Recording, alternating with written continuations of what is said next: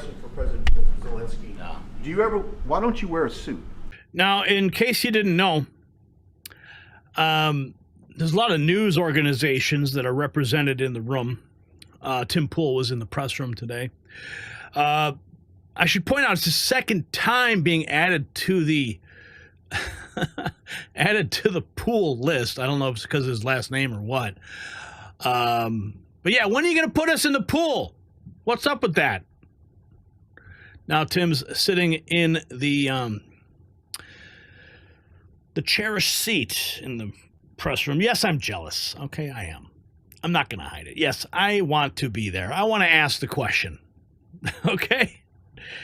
And I'm going to get to Tim's question in a minute, but come on. Anomaly pointing out disgraceful White House attire. Munchkin Fetterman, he calls him. And I have to admit that when I was a bit shocked when I saw, I knew that Tim was in the press room today. I get the emails from the White House, and I saw that Tim Cass was on the list in the pool as the new media. So naturally, I tune into the press conference, and I see them pan to Tim, and I was shocked. He's wearing his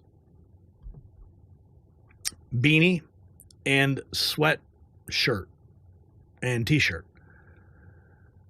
Come on, Tim.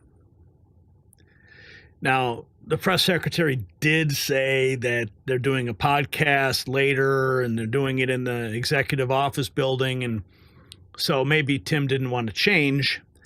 But Tim, seriously? I mean, do you own anything else? I mean, yeah, I got suits. I know you can do better, Tim. I know you got a look, you've got a brand, you want to stay on brand, but we are talking about the White House here, and you're not Vladimir Zelensky. So let's hear a breakdown. On that very Many of the news organizations that are represented in this room have marched in lockstep on false narratives, such as the Very Fine People hoax, the Covington smear, and now what is being called the Maryland Man hoax, where an MS-13 gang member adjudicated by two different judges, I believe, is just simply being referred to as a Maryland Man over and over again. Now, in an effort from the White House to expand access to new companies, you've created this new media seat. So I'm wondering if you can comment on following this expansion, you've had numerous outlets disparage the companies that you've had sit here, as well as the reporters.